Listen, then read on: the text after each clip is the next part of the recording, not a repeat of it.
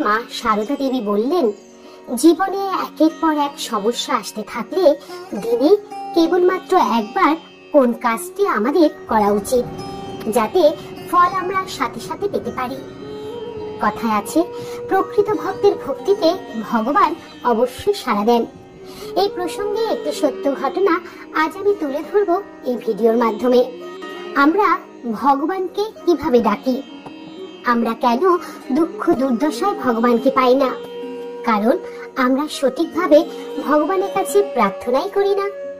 তাহলে ভগবানের কাছে কিভাবে আমরা প্রার্থনা করব? সেই পথ দেখিয়ে দিয়েছিলেন শ্রী শ্রী মা সারদা দেবী। তিনি বলেছিলেন, এই একটি কাজ এক মনে রোজ একবার করলেই মুক্তি পাবে সকল সমস্যার হাত থেকে। আর আজ তার দেখানো সেই পথ আমরা জানব এক ব্যক্তির সত্য ঘটনার মাধ্যমে। তবে তার জন্য আপনাদের ভিডিওটি অবশ্যই শেষ পর্যন্ত দেখতে হবে। ভিডিওটি শুরু করার আগে আপনারা যারা এই চ্যানেলে নতুন, তারা এই ধরনের ধর্মীয় ভিডিও পেতে চ্যানেলটিকে অবশ্যই সাবস্ক্রাইব করে রাখুন। আশা করছি ভিডিওটি আপনাদের সমৃদ্ধ করবে। তাহলে চলুন শুরু করা যাক আজকের এই ভিডিও। বাঁকুড়ার একটি ছোট্ট গ্রামে বাস করতেন শ্রীমতী সরোজিনী দেবী ও শ্রী শচীন বাবু। তাদের একমাত্র সন্তান কৌশিক। কৌশিকের জন্মের পর থেকে সংসারে অর্থনৈতিক পরিস্থিতি খারাপ হতে শুরু করে। সরোজিনী দেবী এবং শচীন বাবু কষ্ট করে সংসার চালাতেন, কিন্তু তবুও কোনো রকমে তাদের চলতে হতো। কৌশিক ছোটবেলা থেকে মেধাবী ছাত্র হিসাবে পরিচিত ছিল এবং সে ভালোভাবে পড়াশোনা করত, কিন্তু পরিবারের অর্থনৈতিক সমস্যার কারণে কখনো কখনো তার পড়াশোনায় ব্যাঘাত ঘটত। কৌশিক বড় হতে হতে তার বাবা মায়ের কষ্টগুলো ভালোভাবে বুঝতে পারল। সে প্রতিজ্ঞা করেছিল যে সে একদিন পরিবারের জন্য সবকিছু ঠিক করে দেবে। কৌশিক উচ্চ মাধ্যমিক পাশ করার পর ভালো কলেজে ভর্তি হলো। কলেজে পড়াশোনার খরচ চালাতে তার বাবা মার অনেক ঋণ নিতে হলো। কৌশিকও চেষ্টা করছিল টিউশনি করে কিছু অর্থ উপার্জন করতে, কিন্তু তবুও সংসারের খরচ, কলেজের খরচ, ঋণের বোঝা সব মিলে তাদের জীবন ক্রমশ কঠিন হয়ে উঠছিল। কৌশিকের কলেজে শেষ সেমিস্টার চলছিল। তখনই তার বাবা আকস্মিক অসুস্থ হয়ে পড়লেন। শ্রী শচীন বাবুর চিকিৎসার খরচ মেটাতে তাদের সব সঞ্চয় শেষ হয়ে গেল, এমনকি তাদের ছোট্ট ঘরটিও বিক্রি করে দিতে হলো। কৌশিকের মা সরোজিনী দেবী কেঁদে কেঁদে দিনের পর দিন ভগবানকে ডাকতেন, কিন্তু কিছুতেই তাদের কষ্ট যেন কমছিল না। কৌশিক নিজেও যেন ভেঙে পড়ছিল, কিন্তু সে মায়ের সামনে কিছু প্রকাশ করত না। একদিন কৌশিক চাকরির জন্য ইন্টারভিউ দিয়ে বাড়ি ফিরল। সে খুব ক্লান্ত ছিল। বাসে বসে মোবাইলে ইউটিউব চ্যানেলে কিছু দেখছিল। হঠাৎই তার নজরে পড়ল একটি ভিডিও, যার শিরোনাম ছিল, মা সারদা দেবীর দেখানো পথে ভগবানকে ডাকুন এবং সমস্ত সমস্যা দূর করুন। কৌশিক একমনে ভিডিওটি দেখতে লাগলেন।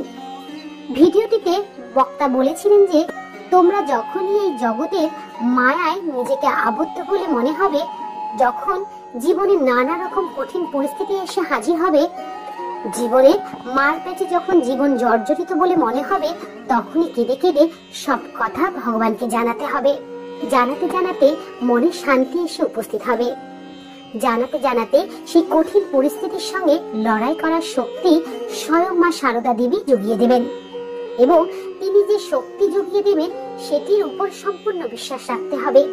কৌশিক ভিডিওটি দেখে খুবই অনুপ্রাণিত হলো। সে মাকে এসে বলল, মা, আমি আজ থেকে ভগবানের কাছে সবকিছু একমনে প্রার্থনা করে রোজ জানাবো। শ্রী শ্রী মা সারদা দেবীর বলা এই একটি কাজ আমি রোজ করব। ছেলের মুখে এই কথা শুনে সরোজিনী দেবীও খুশি হলেন, এক প্রকার শান্তি পেলেন এবং বললেন, ঠিক বলেছ বাবা, আমিও তাই করব। এরপর কৌশিক প্রতিদিন রাতে ভগবানের কাছে প্রার্থনা করত।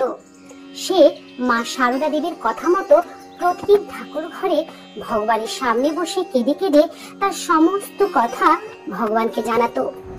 তার মনে একটা দৃঢ় বিশ্বাস ছিল যে মা সারদা দেবী তাকে কঠিন পরিস্থিতি থেকে উদ্ধার করবে।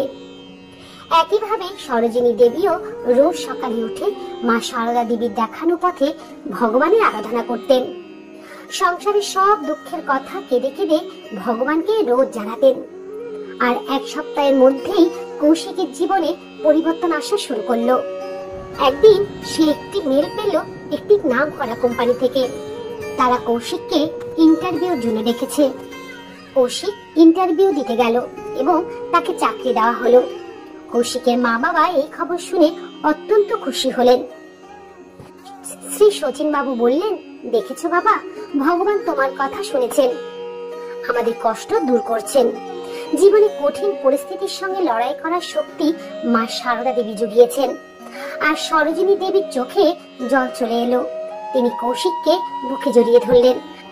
আর কৌশিকের চাকরির প্রথম মাসেই তার পরিবারের সব ঋণ শোধ হয়ে গেল। আর মা বাবার মুখে হাসি ফুটে উঠল। কৌশিক মাকে বললেন, মা, শ্রী শ্রী মা সারদা দেবীর দেখানো পথে সত্যি ভগবান আমাদের কথা শুনেছেন। এরপর কৌশিক তার কর্মজীবনে অনেক সফল হয়। সে তার পরিবারকে আর্থিকভাবে সুরক্ষিত করে তোলে। তার মনে সব দুঃখ, কষ্ট, হতাশা দূর হয়ে যায়। কৌশিক প্রতিটি রাতে মা সারদা দেবীর দেখানো পথে আজও ভগবানের কাছে প্রার্থনা করে এবং তার কৃতজ্ঞতা প্রকাশ করে। সে এখনো কোনো মানুষকে বিপদে দেখলে বলে, আমরা যতই কষ্টে থাকি না কেন, ভগবানের প্রতি বিশ্বাস রাখতে হবে, তিনি আমাদের সব সময় সাহায্য করবেন। তাই কেঁদে কেঁদে প্রতিদিন একবার ভগবানকে নিজের দুঃখের কথা বলো।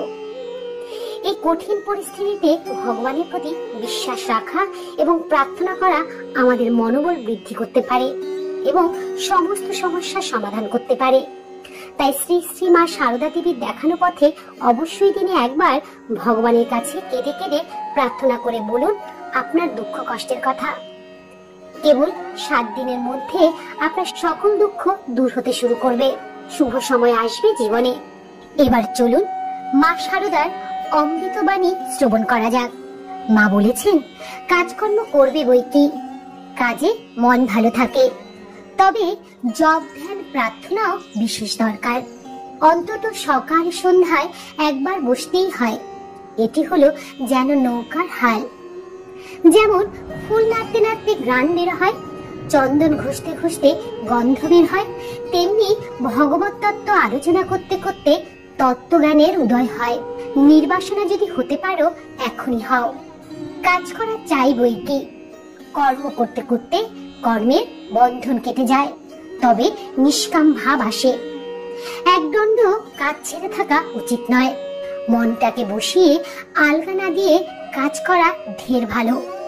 মন আলগা হলেই যত গোলযোগ বাধায়। সর্বদা মনে রেখো, তোমাদের ভালো মন্দের সব ভার আমি নিয়েছি। তোমাদের প্রকৃত পরিচয় আমি, আর তোমাদের প্রকৃত প্রতিষ্ঠান আমাতে। সর্বদা মনে রেখো, তোমাদের একজন মা আছেন। আমি কি তোমাদের ছেড়ে থাকতে পারি বাবা? আমি আছি সর্বদাই তোমাদের সাথে সাথে, সর্বা অবস্থায়।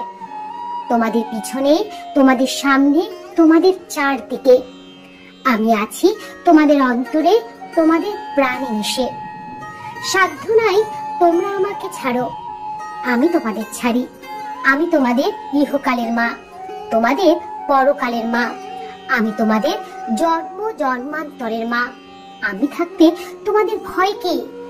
কেউ যদি তোমাকে ভালো না বলে এতে মন খারাপ করো না, কারণ এক জীবনে সবার কাছে ভালো হওয়া যায় না। জীবনের প্রত্যেকটি পদক্ষেপে ঠাকুরকে স্মরণ রেখো, তাহলে কোনো কষ্টকে আর কষ্ট বলে মনে হবে না। জীবনে দুঃখ কষ্ট কার বা নেই, এসব তো থাকবেই। তার নাম নিলে, তাকে আশ্রয় করলে তিনি শক্তি দেবেন। দুঃখ ও কষ্ট তখন আর তোমার উপর ছাপ ফেলতে পারবে না। ঈশ্বরের ইচ্ছা ছাড়া কিছু হবার সাধ্য নেই। তৃণটিও নড়ে না।